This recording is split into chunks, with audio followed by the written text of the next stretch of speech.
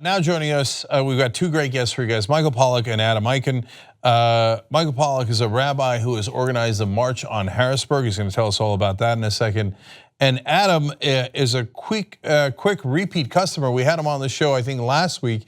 He's back again this week. He's the Small Planet Institute's Democracy Fellow, but he's also helping on this March on Harrisburg. So, Michael, Adam, welcome to the show, guys. Thanks so much for having us. Thank you for having us. Okay, so Michael, I'm going to start with you because you have what I consider to be an awesome story.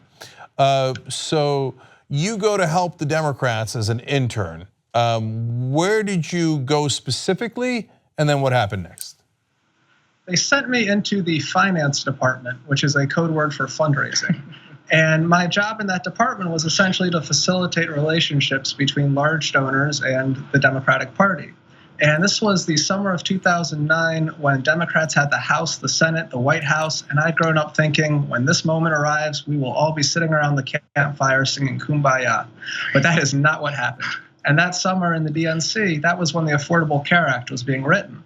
And I saw very close relationships between when money would show up from Blue Cross Blue Shield and all the health insurance companies and how the public option would just vanish overnight. And just down the line, issue after issue, just being affected by money and politics and blatant corruption. So at that point, did you decide to change careers, and what did you choose instead? Yeah, so I decided at that point, this is not the life I want to live. These people seem depressed. They do not seem to be enjoying their lives. They do not seem happy. And so I went to where the happy people were in my life, and they were the rabbis that I knew, the clergy that I knew growing up. And I thought, this seems like the perfect career. You get to ask questions of deep meaning and the ultimate questions of existence. And so I ended up in rabbinical school starting in 2012. And so graduated in June. Yeah, so you're now Rabbi Michael Pollack. I call him my rabbi. Yeah, when you're in that case, it might be both figurative and literal. And Michael, your story is like one of it's almost like out of a joke. A guy walks into the DNC and walks out a rabbi. Anyway, so Adam, we just talked to you about the book you wrote about different progressive campaigns throughout the country. What brings you to March on Harrisburg and working with Rabbi Pollack? Right. So my book with Francis Moore Lepay, Daring Democracy. I mean, the whole point was to write about the emerging democracy movement. And look no further, but as soon as we handed in the manuscript for Daring Democracy, March on Harrisburg emerged. And so I hopped on a plane down to Philly and I joined him. I had met Michael in Democracy Spring in 2016. We talked once and we hit it off immediately. And when he told me that he was going to kind of form an offshoot group in Pennsylvania, I said, I'll come down and support. And I haven't been disappointed. They are the embodiment of everything we write about in Daring Democracy. I believe in them so much that I agreed to go on a month-long tour with them to speak in 20 different cities across the state to try and spread the message of what we need to do to take back our democracy. Rabbi Pollack, I want to ask you about March on Harrisburg in a second. But did you get arrested with Me Too? Were you there on the first day of Democracy Spring or later? Oh yeah, we talked that day. We were together on the Capitol steps, and I believe I was the last group to be arrested, and I think you were the second to last. Is that right? No, I was. Wait, we were in the last group then together. Wow. Oh, I remember now. You're the rabbi I was talking to. Of course, that's so funny.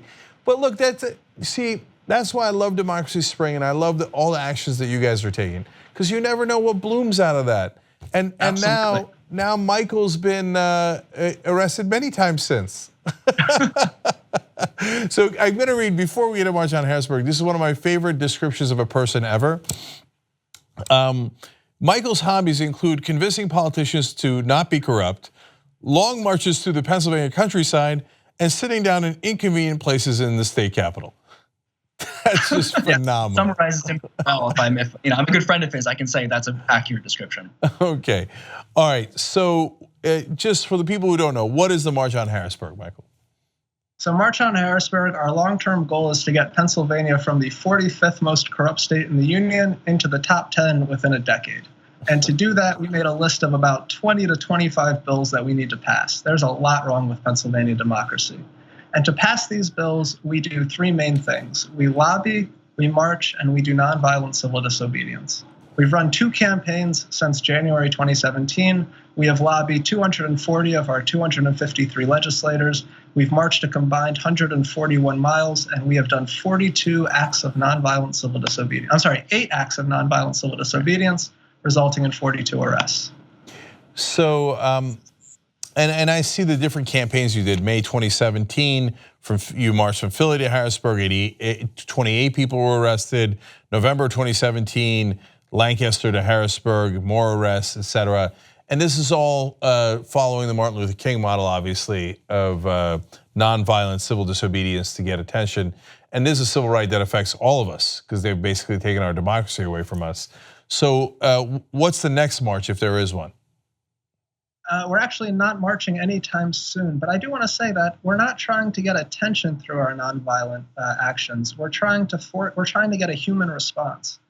We believe very strongly in our nonviolence being really right in the face of power, not outside on the steps, but as close as we possibly can, so that we can get that face-to-face encounter and hopefully get a human response from it. The natural human response to seeing a human face is to respond with service and empathy and compassion.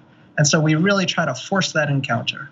And that's what we're doing across the state right now when we're barnstorming. That we're right now, as we speak, we're in Erie, Pennsylvania, in a UU church. And there's currently an event going on right here. We just spoke at it. We're going to go right back and speak at it after we're done talking to you right now. And the whole point is to bring together those who want to fix our democracy in the physical space, not the cyberspace, and really work to try and create democracy hubs across the entire state to then bring together to the Capitol building to show that we have real force for democracy reform. Yeah, and guys, in the state of Pennsylvania where you're working on this, in your case, what are some of the top issues you'd love to fix?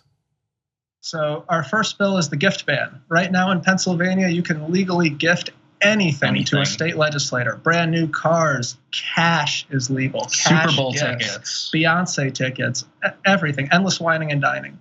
So we're trying to pass House Bill 39 and Senate Bill 132, which would make that illegal. It's a gift ban. The second bill we're pushing is to end gerrymandering. Depending on who you ask, we are the 46th, 47th, 48th, or 49th most gerrymandered state in the union. The party that wins fewer votes statewide in congressional races wins the congressional seats 13-5. Right. And so we're trying to outlaw gerrymandering by creating an independent, nonpartisan citizens commission. Next up on the list is automatic voter registration, and then we're going to move into private campaign finance reform, publicly funded elections, and just down the line through all of the democracy issues. Yeah, and I want the audience to understand something that's really important. When Rabbi Pollack and Adam talk about ending gerrymandering, we're not in the camp that says that then means we should do gerrymandering to help Democrats. Exactly. No. I want to jump in with just a short anecdote here. You know, it's such a bipartisan problem in Harrisburg, and the Democratic map maker, the guy who literally gerrymanders for the Democrats, said to me in a meeting a few months ago, he said, you know, when people ask me what I do for a living, I tell them that my job is to destroy democracy. And I don't feel good about it, but that's what I do. And I do it because I look across the aisle and I see crazy people. And when I get a chance in 2021, I'm going to draw as many of them out as I possibly can because they are insane. And that's where it sits in Harrisburg. It's a bipartisan problem. It's a power spectrum that just swings back and forth. And we, the people, are the ones who lose every time. And the only way to fix it is to just take that power right out of the hands of the legislature and put it into the hands of an independent commission, like in California, for example. Yeah, it's not right when Republicans gerrymander in Pennsylvania or Michigan. It's also not right when the Democrats do it in Maryland. We should have representative democracy. And same goes for automatic voter registration. It is not to register only Democrats. It does not exclude Republicans. It is to register everyone in the state. And if the Republicans believe that they have the better ideas and can convince voters, they should be thrilled about that. Absolutely. The most participation as possible. Yep. Here in Pennsylvania, the efforts to restrict our vote are pretty transparent. Our now speaker, Mike Turzai, back in 2012, he pushed through a voter ID law that the courts later struck down. And he said on camera after that happened, before they struck it down, he said, voter ID to help Governor Romney win the state of Pennsylvania, done. Yeah, so they're pretty blatant about it. But whether it's a constitutional amendment to get money out of politics or voter registration or gerrymandering, all we want, it's not a hard ask, is we want our democracy back. We're not looking to tilt the playing field in any direction. We just want democracy and let the chips fall where they may. And so I want to give the links here to be able to help Rabbi Pollack and Adam Eichen here get this done. MarchOnHarrisburg.org. If you're watching live, that's easy, MarchOnHarrisburg.org. And then you have the donation link and the volunteer link, because of course, if this is not people-powered, it won't work. And of course, if you're not watching live, the description box on YouTube has the links you could just click on, and on Facebook, it's in the comment section. And so the last civil rights movement was led by a reverend, so why not a rabbi this time? You're way too kind. All right, guys. Michael Pollack, Adam Eichen, thank you so much for joining us, and thank you for fighting for democracy. Represent Us is matching donations to March on Harrisburg. This is really important. If you, for example, it's 4-to-1. It's not 1-to-1. So if you give $20 for March on Harrisburg, they're going to give $80. So your $20 turns into $100. So great work by Represent.us on that, and so that really gives more power to your donations to that group. Let's make democracy a reality in Pennsylvania.